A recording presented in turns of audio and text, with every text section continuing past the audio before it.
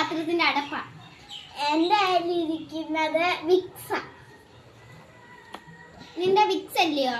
ആണ്. ഒന്ന് തുറന്നേ വിക്സ്. തുറന്ന്. നീ ഒന്ന് ഒരച്ചേ. പാത്രത്തിന്റെ അടപ്പല്ല.